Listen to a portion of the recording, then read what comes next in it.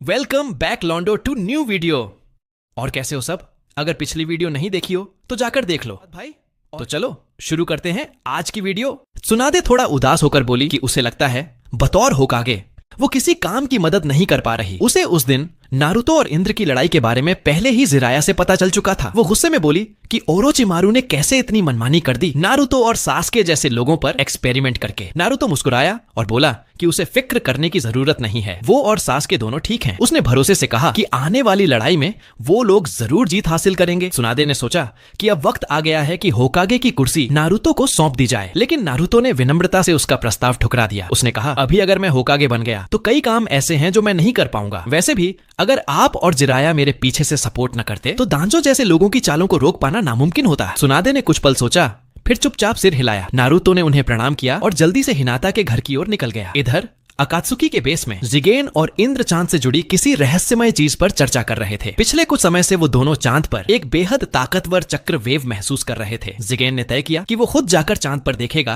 कि वहाँ हो क्या रहा है। वो स्पेस टाइम पोर्टल का इस्तेमाल करके कुछ ही पल में चांद पर पहुंच गया। जैसे ही वो उतरा उसे चारों ओर से ढेरों पपेट्स ने घेर लिया। जिगेन मुस्कुराया, हाथ जमीन पर रखे और पलक झपकते ही असंख्य ब्लैक रॉड समन करके उन सबको खत्म कर दिया। जब वो आगे बढ़ा तो उसकी नजर एक विशाल आंख पर पड़ी। हजारों साल जीने के बाद वो तुरंत समझ गया ये कोई आम आंख नहीं थी बल्कि 10 सेकंड थी। बस ये उसकी उम्मीद से कहीं ज्यादा बड़ी थी। वो पागलों की तरह हंस पड़ा, कितना शानदार खजाना है ये। तभी अचानक उसके पीछे टोनेरी प्रकट हुआ। वो चौंक कर बोला, क्या तुम नारुतो के साथी हो? जिगेन को हैरानी हुई कि टोनेरी भी नारुतो को जानता है। उसके मन में शक जागा। उसे ब्लैक जेत्सु से पहले ही नारुतो की कई बातें पता चल चुकी थी। वो सहज अंदाज में बोला, मैं नारुतो का साथी नहीं बल्कि उसका दुश्मन हूँ, और दुश्मन का दुश्मन दोस्त होता है। कुछ बातचीत के बाद जिगेन को पता चला कि टोनेरी का मकसद टेंसेगन को एक्टिवेट करके निंजा वर्ल्ड को मिटा देना है। वो मुस्कुराया, अगर ऐसा है तो मैं तुम्हारे साथ काम कर सकता हूँ। मैं तुम्हें टेंसेगन खोलने में मदद करूंगा, बस एक शर्त है, काम पूरा होने के बाद तुम मेरे अकात्सुकी में शामिल हो जाओगे। टोनेरी ने कुछ देर सोचा। दोनों का मकसद एक ही था, निंजा वर्ल्ड का अंत। तो इनकार की कोई वजह नहीं थी। वो हंसकर बोला, सुनने में तो अच्छा लग रहा है, पर मैं तुम पर पूरी तरह भरोसा नहीं कर सकता। जिगेन ने शांत स्वर में कहा, भरोसा जल्द ही हो जाएगा। एक ओत्सुत्सुकी बुजुर्ग होने के नाते उसे टेंसेगन के खुलने की शर्तें बखूबी मालूम थीं। उसने अपने दाइको कुटेने स्पेस से एक जोड़ी हाई प्योरिटी बायाकुगन निकाली, ठीक वही चीज जो टोनेरी को चाहिए थी। टोनेरी हैरान रह गया क्योंकि उसके पास खुद आंखें नहीं थीं। फिर भी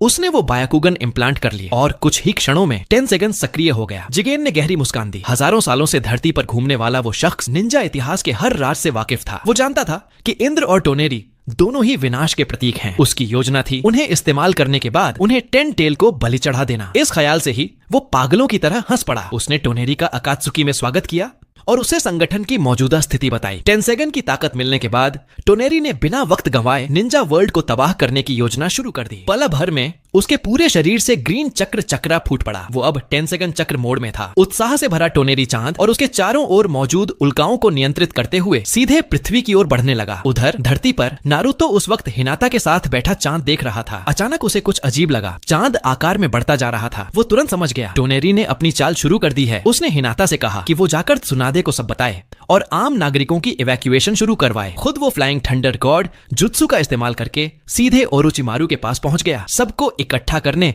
और मिशन शुरू करने के लिए। मदारा ने आसमान में झांकते हुए ठंडी मुस्कान दी। वो जोकर आखिर आ ही गया, बस देखना है कि वो कितना खेल दिखाता है। सभी निंजा अपने तय किए गए प्लान के अनुसार दो दो की टीमों में बांटकर अपने अपने गांव की ओर रवाना हो गए। रवाना होने से पहले हाशिरामा ने नारुतो की ओर देखा और गंभीर आवाज में कहा, कोनोहा अब तुम्हारे भरोसे है। नारुतो मुस्कुराया और आत्मविश्वास से बोला, छोड़ दो मुझ पर। फिर वो सास्के के साथ कोनोहा वापस लौटा। गांव पहुंचते ही उसने multi shadow clone jutsu activate किया। हजारों क्लोन्स पूरे गांव में फैल गए। सास्के ने नारुतो को गहरी सोच में डूबा देखा और पूछा, कुछ परेशान लग रहा है, क्या हुआ? नारुतो बोला, मैं समझ नहीं पा रहा कि टोनेरी को टेंसेगन आखिर मिला कैसे, जबकि हिनाता और हनाबी दोनों ही कोनोहा में सुरक्षित हैं। इसका मतलब है उसके पीछे कोई और भी है। उधर युगाकुरे में नागातो, जिसके पास रिनेगन है, अचानक आसपास की ऊर्जा में बदलाव महसूस करता है। वो बाहर निकलता है और आसमान में नजर डालते ही देखता है कि आज चांद असामान्य रूप से बड़ा दिख रहा है। उसके दिल में एक अजीब सा डर उठता है। उसी वक्त नारुतो का एक शैडो क्लोन उसके सामने प्रकट होता है और पूरी स्थिति समझा देता है। नागातो तुरंत कोनन, काकुजू और बाकी सभी को बुलाकर डिफेंसिव तैयारी करने लगता है। इस बीच मिनातो और टोबिरामा अपनी स्पेस टाइम जुत्सु की मदद से बाकी टीम्स को उनके डेजिग्नेटेड गांवों में ट्रांसपोर्ट कर देते हैं। पहली उल्का अब इवागाकुरे की ओर तेजी से गिर रही थी। वहां सहायता करने पहुंचे थे मादारा और हाशिरामा जैसे ही हमला करने को बढ़ा, अचानक एक बुजुर्ग आसमान में उड़ा। वो था ओनोकी, जिसने अपने पार्टिकल स्टाइल से उस उल्का को मिटा दिया। मादारा ने यह देखकर हल्की मुस्कान दी। कभी जिसे मैं बच्चा कहा करता था, अब वो सच में ताकतवर हो गया है। आसमान में उड़ता ओनो की उल्का नष्ट करने के बाद चैन से सांस ले ही रहा था कि नीचे उसने मादारा और हाशिरामा की मौजूदगी देखी। उसके माथे पर पसीने की बूंदें झलक उठी। उसके लिए मादारा किसी भी उल्का से कहीं ज्यादा डरावना था। इवागाकुरे के बाकी निंजा अब उसके पास पहुंच चुके थे। सबको लगा कि ये उल्का हमला मादारा और हाशिरामा ने करवाया है। सभी ने साथ में हैंड साइन बनाते हुए हमला करने की तैयारी की। ओनोकी ने जल्दी से सबको रोक लिया। रुको, तो सुनादे ने पहले ही मुझे चेतावनी दी थी। ये उल्का किसी और की चाल है। अभी यह तय नहीं कि सामने वाला दुश्मन है या सहयोगी। तभी आसमान में फिर से सैकड़ों उल्काएं प्रकट हो गईं। मादारा ने ठंडी सांस ली। अब बातों का वक्त नहीं है। उसने अपने चक्र को केंद्रित किया और 6 paths fire style great fire annihilation जारी किया। भयंकर आग की लहर जो आधे गांव को ढक सकती थी, सीधे उल्काओं की ओर बढ़ी और उन्हें राख में बदल दिया। उधर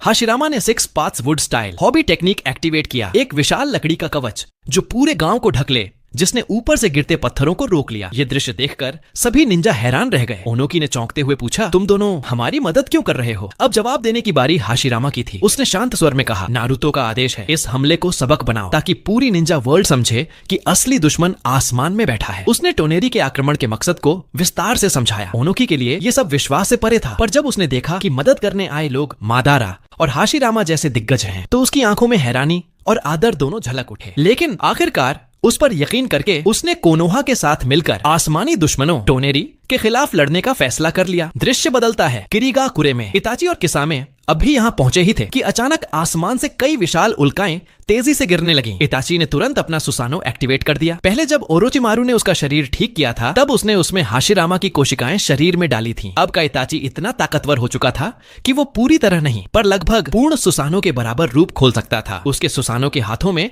10 से ज्यादा यासाका मागातामा चमक उठी। उसने उन्हें निशाना साधकर आसमान की ओर फेंका। अपनी शानदार शूरिकेन टेक्निक की बदौलत उसने हर एक मागातामा को इतनी परफेक्ट सटीकता से फेंका कि हर उल्का हवा में ही चकनाचूर हो गई। इसी दौरान किसामे ने वाटर स्टाइल 1000 फीडिंग शार्क्स इस्तेमाल किया। उसका 1000 भूखे शार्क गिरते हुए पत्थरों को लगातार तोड़ रहा था। उन धमाकों की गूंज ने किरीगाकुरे की मिजुकागे मेई तेरुमी को भी चौंका दिया। वो तुरंत कई शिनोबीज के साथ आवाज की दिशा में पहुंच गया। उसके साथ ही आओ ने ब्याकुगन से दूर देखा और रिपोर्ट दी कि वहां गद्दार किसामे है और उसके साथ एक ऐसा उचिहा मेंबर्स भी है जो शिशुई से भी ज्यादा ताकतवर है। मेई तेरुमी ने तुरंत आदेश दिया, आओ सारे किरीगाकुरे शिनोबीज को बुलाओ, मैं पहले जाकर देखता हूँ क्या चल रहा है। उधर इटाची के कौवे आसमान से पूरी स्थिति पर नजर रखे हुए थे। उसने किसामे से कहा, अब हालात मुश्किल होने वाले हैं। एक तुम गांव का गद्दार और दूसरा अकात्सुकी का मेंबर। लोग सोचेंगे हम हमला करने आए हैं। जल्द ही चारों तरफ गाढ़ा धुआं और धुंध छा गई। मेई तेरुमी ने पीछे से हमला किया। लावा रिलीज मेल्टिंग मॉन्स्टर जुत्सु। उसे लगा कि उसने वार कर लिया है, पर तभी इटाची का शरीर अचानक कौओं के झुंड में बदल गया, जो कुछ दूरी पर फिर से उसकी असली शक्ल में इकट्ठा हो गया। इटाची ने गंभीर स्वर में कहा, हम यहाँ तबाही मचाने नहीं आए हैं, हम तुम्हारी मदद करने आए हैं। लेकिन मेई तेरुमी इतनी आसानी से मानने वाला नहीं था। अब तक किरीगाकुरे के निंजा